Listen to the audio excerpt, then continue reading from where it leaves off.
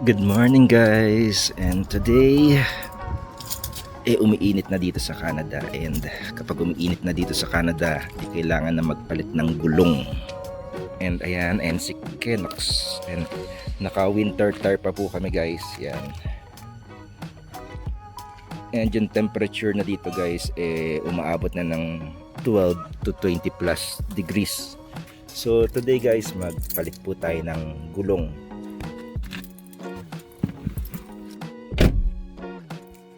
It's May 2026 and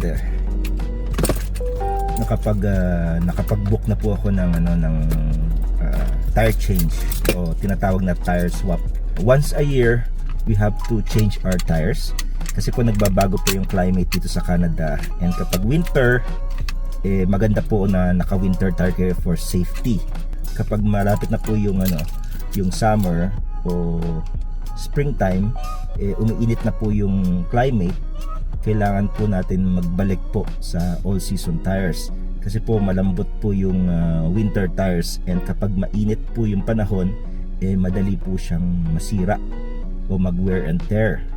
So kailangan po talaga, highly suggested, lalo na kung araw-araw kayo nagda-drive sa highway, advisable na magpalit po kayo ng all season tires. After ng tire swap, ipapatago na rin po natin yung ating tires o yung tinatawag na tire storage. Yan.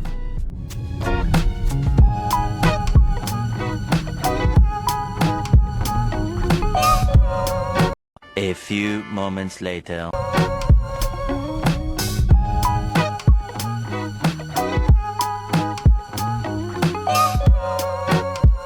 Ayan guys, nandito na tayo guys sa Kyle Tire, and nagpabook po tayo ng 10 o'clock AM na tire swap.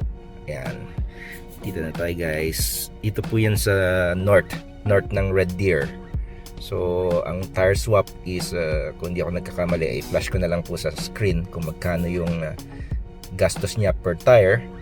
Then meron siyang tinatawag na tire storage, which is we avail every year kasi wala naman po kaming lugar o maliit lang naman po yung apartment namin.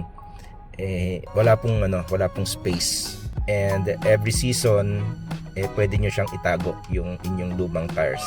So kapag magpapalit na, babalik po kayo sa Cal Tire, then isuswap nyo lang yung tires nyo. So yun, pasok na tayo sa loob guys, at aabot yata ng mga lampas 30 minutes yung process.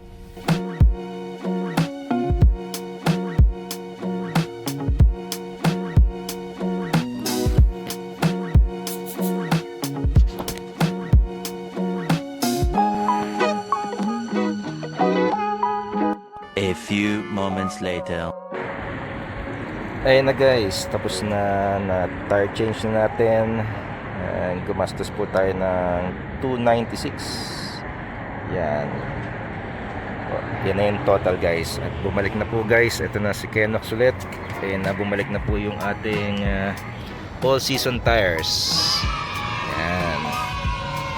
So ready na po tayo guys sa mga pasyal natin ngayong summer. Yan, kasi dapat naka all season tires kayo guys kapag nagda-drive kayo kapag mainit, kasi kung i-stay nyo po yung winter tire nyo, madali pong masisira yung winter tire nyo.